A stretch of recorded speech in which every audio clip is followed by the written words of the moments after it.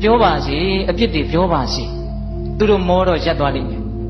ဟုတ်လားသူတို့ပြောတာကိုကိုကမခံခြင်းဖြစ်နေမှသူတို့ကအဲ့ဒါအရသာရှိပြီးတော့ဆက်ပြောနေမှာဗျာမခံခြင်းတဲ့ကလေးဆိုပို့စတယ်မို့လားဟင်ဒီကမာကြီးများအေးအဲ့ဒါလိုမျိုးနော်အဲ့ဒီမှာမြတ်စွာဘုရားကယဟန်တော်တွေကိုဟောတာအာနာကောဝသင်္ကမေသပတောပတိတံတရံအတိဝါကျံတိတိခတံဒုတ်တိလောဟိပဟုတ်ဇနောจิตအာနန္ဒာစစ်ပွဲမှာဆင်နွှဲနေတဲ့စစ်စင်ကြီးဟာ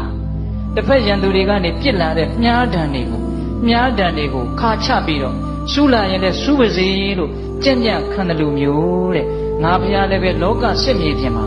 ပြစ်ခတ်လာတဲ့စကလုံးမြားတံတွေကိုငါကြက်ညံ့ခံမယ်နော်အတိဝါကျံတိတိခတံအတိဝါကျံဆိုတာလွန်ကဲကိုပြောလာတာ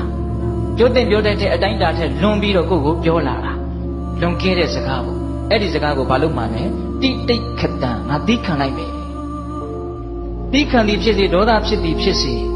သိခံလိုက်ရင်တော့ကိုကသိခံတာကြီးကိုရလိုက်တာပဲဒေါသဖြစ်မယ်ဆိုရင်တော့ဒေါသဖြစ်တာကြီးကိုရလိုက်တာပဲရှင်းတော့ရှင်းလေးပဲနော်ကိုဘာကိုလိုချင်တယ်လေကိုဘလို့လူမျိုးဖြစ်အောင်လုပ်မှလေဒါပဲစဉ်းစားဒေါသဖြစ်တတ်တဲ့ငါလား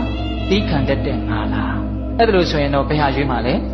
သိခံတတ်တဲ့ငါလို့ရွေးမှာပေါ့နော်ဒါပေမဲ့တကယ်တွေ့လာပြီဆိုရင်တော့ဒေါသဖြစ်တဲ့ငါကိုပဲရွေးပြီးသားဖြစ်နေတယ်ဟင်ဒီကမကြီးများမြတ်စွာဘုရားကဒါကြောင့်လွန်ကျူးပြီးတော့ပြောတဲ့စကားတွေကိုသိခံလိုက်